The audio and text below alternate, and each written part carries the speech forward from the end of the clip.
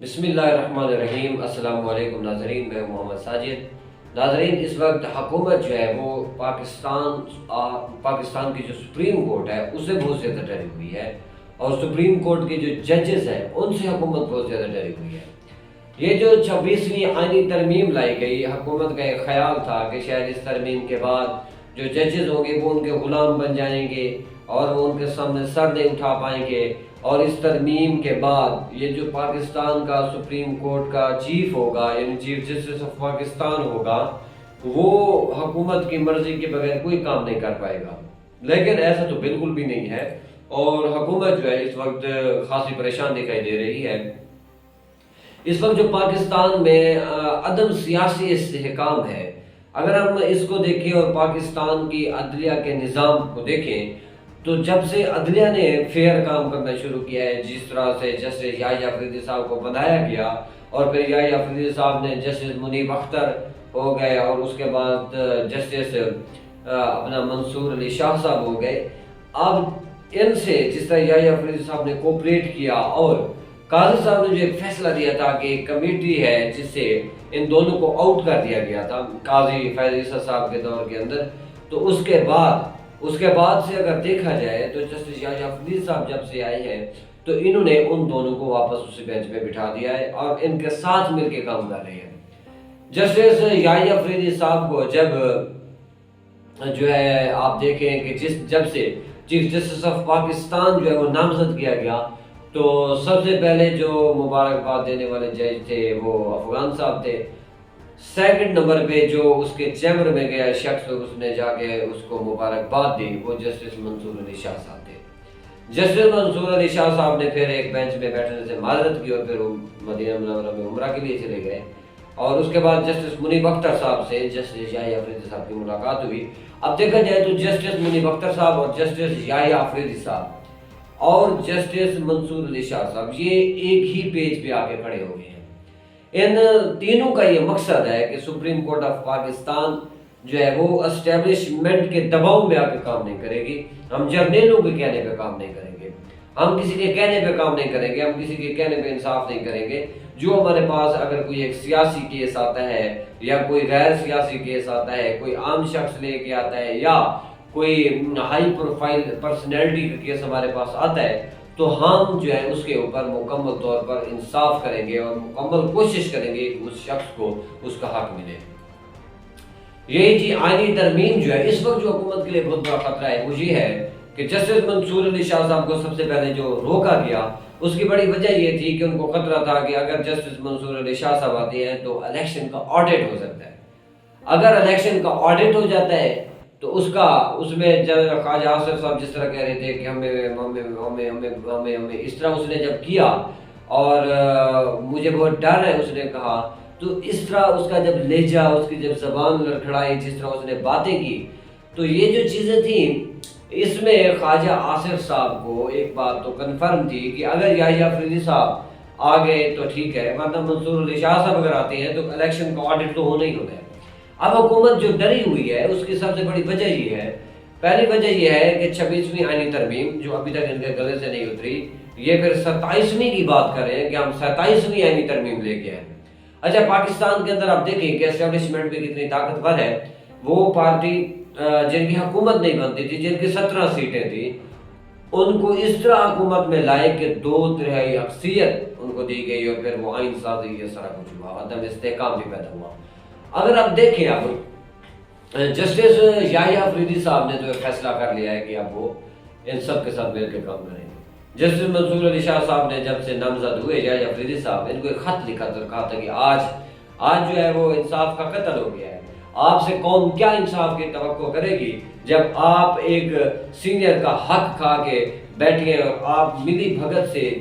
اوپر آ رہے ہیں، اور آپ کو ایک خاص جماعت جو ہے وہ چاہ رہی ہے اور آپ کو اوپر آ کے بٹھا دیا گیا ہے۔ تو یحییٰ افریدی صاحب کو کہا کہ آپ کو قوم جو ہے وہ کبھی معاف نہیں کرے گی، آپ کو قوم کبھی بھی اچھے الفاظ میں یاد نہیں کرے گی۔ ان کو کہا گیا تھا، جسٹس منصور علی شاہ صاحب کی طرف سے ایک خط لکھا گیا تھا۔ خط کے بعد جسٹس یحییٰ افریدی صاحب کی منیب اختر کے ساتھ ایک ملاقات ہوئی۔ جب ان کی ملاقات ہو گئی تو یحییٰ افریدی صاحب نے ایک بات واضح کی اور ان کو بینچ میں بٹھایا، اور پھر مدینہ منورہ میں کیس کی سماعت ہوئی، جب وہ مدینہ منورہ میں بیٹھے تھے منصور علی شاہ صاحب، وہاں سے ویڈیو لنک کے ذریعے جب انہوں نے شرکت کی تو حکومت تب سے گھبرا گئی کہ یار یہ کیا ہو گیا ہے۔ ہم یحییٰ افریدی صاحب کو لائے تھے اور اس بیس پہ لائے تھے کہ یار یہ بندہ ہمارے کام کرے گا اور یہ بندہ جھوٹ میں ہمارا ساتھ دے گا، دھوکہ دہی میں ہمارا ساتھ دے گا، جس طرح ہم نے الیکشن چوری کیا ہمارا ساتھ دے گا، اور جس طرح ہم نے لوگوں کو گھروں سے اٹھایا، لوگوں کے بچوں کو اٹھایا، لوگوں کی بیٹیوں کو اٹھایا، پھر ان کی ویڈیوز بنائی، پھر ان کو بلیک میل کیا، پھر ان کے اوپر پریشر ڈالا اور پھر ان کو حکومتی بینچز پر بیٹھنے پر مجبور کیا، اس طرح جو آئینی ترمیم پاس کروائی، اب وہ خطرے میں ہے کہ بھائی یہ ہو کیا گیا ہے۔ ہم تو ایک نچلے بندے کو اٹھا کے لائے اور اوپر اس کو بٹھایا، ہم تو یہ سوچ رہے تھے کہ ہم اس کے اوپر احسان کر رہے ہیں اور یہ شخص ہمیشہ ہمارے احسان میں دبا رہے گا۔ لیکن جب اس کے سامنے یہ بات سامنے آئی، حکومت نے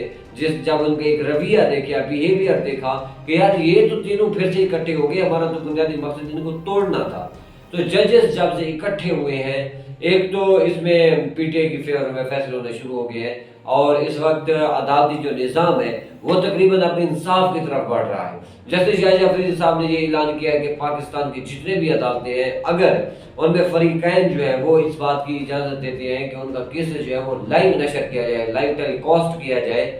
تو اس میں اس کو مکمل آزادی حاصل ہونی چاہیے اور وہ اس کو لائیو ٹیلی کاسٹ کی اجازت دیں گے۔ فرسٹ آف آل یہ ان کا بہت بڑا اچھا قدم ہے اور اس کو پوری پاکستان جو قوم ہے اس کو سراہ رہی ہے۔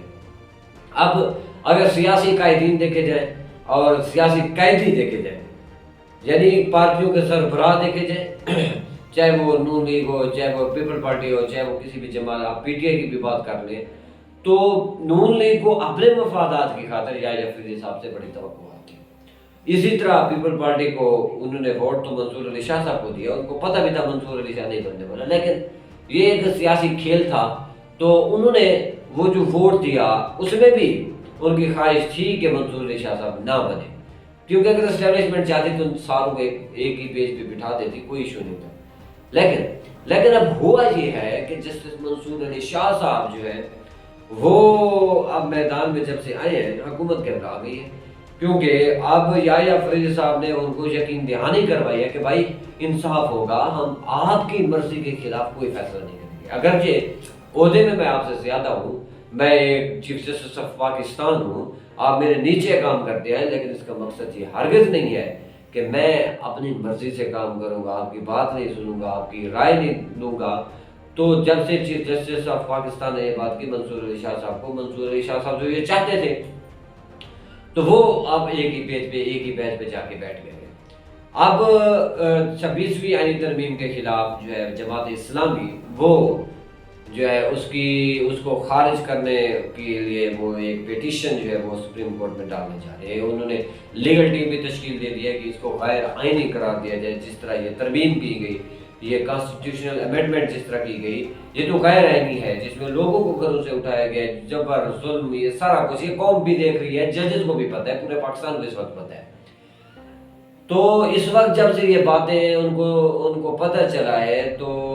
اب اگر یہ پیٹیشن جاتی ہے چیف جسٹس آف پاکستان کے پاس، یا جو اسپیشل بینچ بنا ہے، آئینی بینچ بنا ہے، اس میں بھی چیف جسٹس آف پاکستان نے جسٹس منیب اختر اور منصور علی شاہ صاحب کو قائل کیا کہ آپ اس بینچ میں جا کے بیٹھیں۔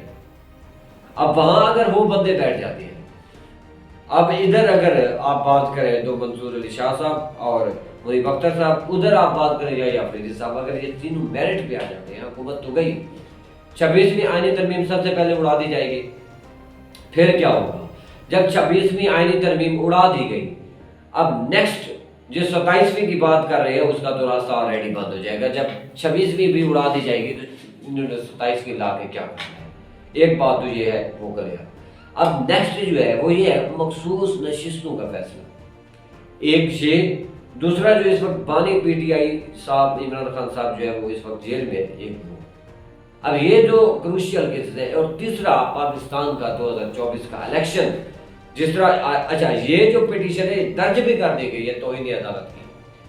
اور ججز کو کہا گیا ہے کہ آپ کے سپریم کورٹ کے حکم کی خلاف ورزی کی گئی ہے۔ سپریم کورٹ نے جب حکم دیا کہ پاکستان میں الیکشن کراؤ، پنجاب میں الیکشن کراؤ،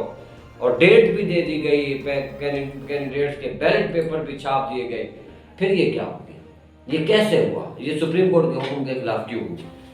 تو یہ جو باتیں کی گئی ہیں یہ تو انتہائی خطرناک تھا. اب سپریم کورٹ کے ججز نے یہ لچک دکھائی ہے اور ان کو بولا ہے کہ بھائی آپ ہمارے پاس کیس لائیں, ہم اب میرٹ پہ فیصلہ دیں گے. میرٹ پہ اگر فیصلہ ہوتا ہے تو ایک بات کلیئر ہے بھائی کہ سپریم کورٹ اگر میرٹ کے اوپر فیصلہ کرتی ہے, فرسٹ آف آل 26ویں آئینی ترمیم تو اڑنے والی ہے, ایک بات کلیئر ہے. سیکنڈ, جو الیکشن ہوا ہے اس کا آڈٹ ہوتا ہے اگر, تو عمران خان صاحب جو ہے یا تو الیکشن کا لدم ہو رہا ہے سارا کا سارا بھی دوبارہ الیکشن کرو, یا تو یہ ہوگا.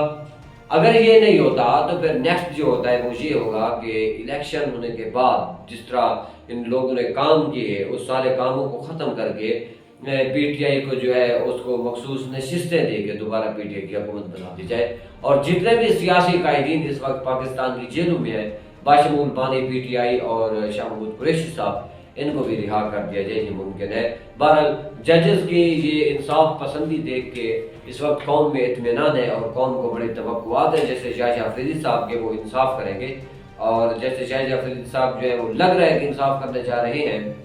دیکھتے ہیں کہ آنے والے وقت میں کیا ہوتا ہے. پاکستان ہے, پتہ تو کچھ نہیں چلتا, لیکن دیکھتے ہیں کہ آنے والے وقت میں کیا ہوتا ہے. اور امید یہ کی جا رہی ہے کہ جسٹس منصور علی شاہ صاحب, منیب اختر صاحب اور شاہجہاں افریدی صاحب جو ایک پیج پہ اب آئے ہیں, بڑے سخت فیصلے ہونے والے ہیں حکومت کے خلاف. فیصلے سخت ہو سکتے ہیں لیکن انصاف ہوگا, اور عوام بھی اور قوم بھی جو ہے ان سے انصاف کی ہی توقع رکھتی ہے. ناظرین, یہ تھی سپریم کورٹ کے حوالے سے اپڈیٹ. مجھے اجازت دیجیے, اللہ حافظ.